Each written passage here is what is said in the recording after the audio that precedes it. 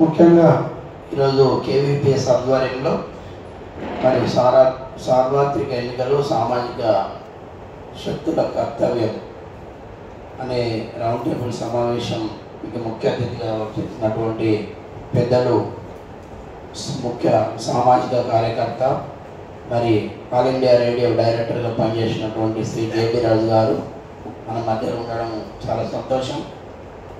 ముఖ్యంగా ముఖ్య ప్రసంగికులు అయిన తర్వాత మాట్లాడకూడదు, కానీ ఇది సామాజిక అంశం కాబట్టి మన అభిప్రాయాన్ని ముందు పెట్టాలనుకుంటున్నాం. ముఖ్యంగా ప్రజాస్వామ్యం ప్రమాదంలో ఉంది, రాజ్యాంగాన్ని రక్షించాలి అనేది ఇప్పుడు ప్రస్తుతం చర్చ.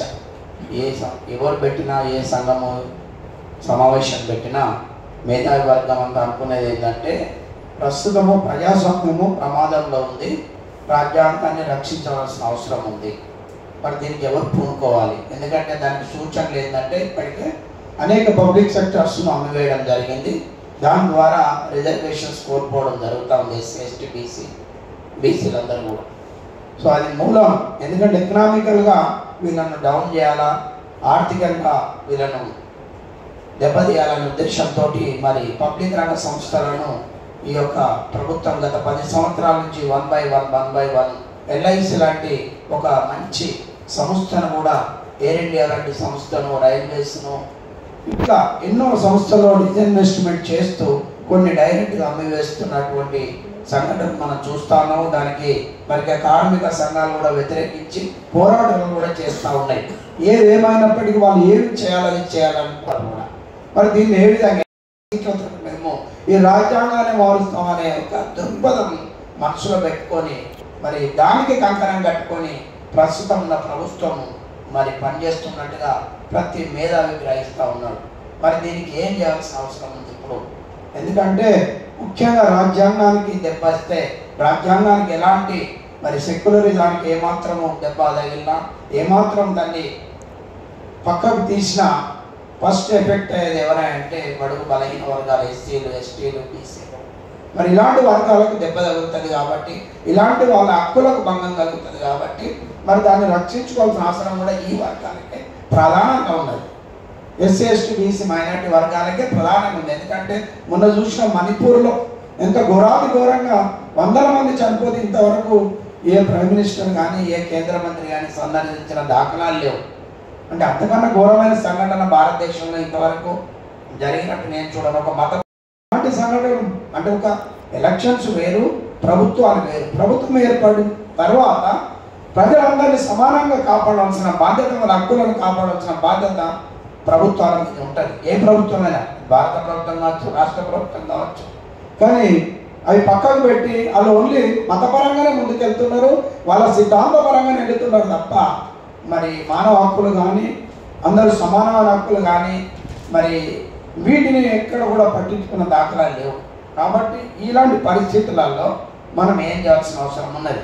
ఆల్రెడీ పెద్దలు జయరాజు గారు చెప్పారు, మేము ఆల్రెడీ దీని మీద చర్చ జరుగుతాం. అదే సమయంలో మరి కేవీపీఎస్ మన ప్రధాన కార్యదర్శి స్కైలాబ్ బాబు గారు మరి ఒక విస్ఫోటం ఒకటి తయారు చేసినాడు. ఇది దానికి ఇన్పుట్స్గా మేము తీసుకుంటున్నాం. ఈరోజు మీరు అందరూ కూడా దానికి కలిసి రావాల్సిన అవసరం ఉన్నది. ఎందుకంటే ఈ 2 నెలలు విశ్రాంతి లేకుండా పోరాటం చేయాలి. ప్రజలకు పోరాటం అంటే ఏం లేదు, ఈ కళల ద్వారా, ఈ పత్రికల ద్వారా ఇది అందరికి చేరవేయాలి. విద్యావంతులకు, యూత్కు, మేధావులకు అందరికి కూడా ఏం జరగబోతుంది దేశంలో, ఇదే ఎన్నికలు ప్రజాస్వామ్యానికి లాస్ట్ ఎన్నికలు అవుతాయా అనేది ఒకటి మనము చాలా దీన్ని నిర్దిష్టంగా తీసుకెళ్ళవలసిన అవసరం ఉన్నది. కాబట్టి మరి విద్యావంతులు, మేధావులు, మరి సామాజిక కార్యకర్తలు, సెక్యులర్ భావం ఉన్నటువంటి ప్రజాస్వామ్యవాదులు అందరూ కూడా కలిసికట్టుగా సమాజాన్ని మేల్కొల్పాల్సిన అవసరం ఉన్నది. కాబట్టి అందులో భాగంగానే ఈరోజు మరి కేవీపీఎస్ మన స్కైలాబ్ బాబు గారు మరి సామాజిక శక్తుల కర్తవ్యం ఏంది ఈ జనరల్ ఎలక్షన్లో అనే ఒక టాపిక్ తీసుకున్నాం. చాలా శుభ పరిణామము. దాన్ని ముందుకు తీసుకెళ్ళడం మా వంతు కూడా మేము మద్దతు తెలుపుతాము. రేపు జేబీ రాజు గారు ఉన్నామో తర్వాత యునైటెడ్ పీపుల్స్ ఫ్రంట్ అంటే ఒక ఎలాంటి రాజకీయ శక్తులకు అంటే కాకుండా ఒక మేధావి వర్గమే, అంటే ప్రతి ఒక్కరు ఒక్కొక్కదానికి అటాచ్ ఉన్నాం. ఎవరైతే రాజ్యాంగాన్ని రక్షించాలనుకుంటున్నారో, ఎవరైతే ప్రజాస్వామ్యాన్ని రక్షించాలనుకుంటున్నారో, ఎవరైతే మానవ హక్కులను రక్షించాలనుకుంటున్నారో, ఎవరైతే లౌకికవాదానికి అనుకూలంగా ఉన్నారో వాళ్ళందరినీ ఒక ప్లాట్ఫామ్ తీసుకురావాలి. వాళ్ళందరూ కూడా ప్రజాస్వామ్యవాదులుగా మనం ప్రజలకు తీసుకెళ్ళి మరి ఎవరైతే ఇంకా కొంత మత ముసుగులో ఉన్నటువంటి కొన్ని వర్గాలు ఉన్నాయి, మరి కొంత విద్యావంతులు కావచ్చు, విద్యార్థులు కావచ్చు, స్టూడెంట్స్ను ముఖ్యంగా మేలుకొల్పాలి. మరి యువతను మేలుకొల్పాల్సిన అవసరం ఉన్నది. కాబట్టి దీన్ని మేము ముందుకు తీసుకెళ్తాం.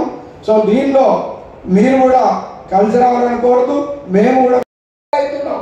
నువ్వు మోడీకి అగెనెస్ట్ పోటీ చేయగలవు, లేకుంటే రేవంత్ రెడ్డికి అగెనెస్ట్ పోటీ చేయగలవు, లేక ఇంకోరికి అగెనెస్ట్ పోటీ చేసేయాలి గెలుతావా?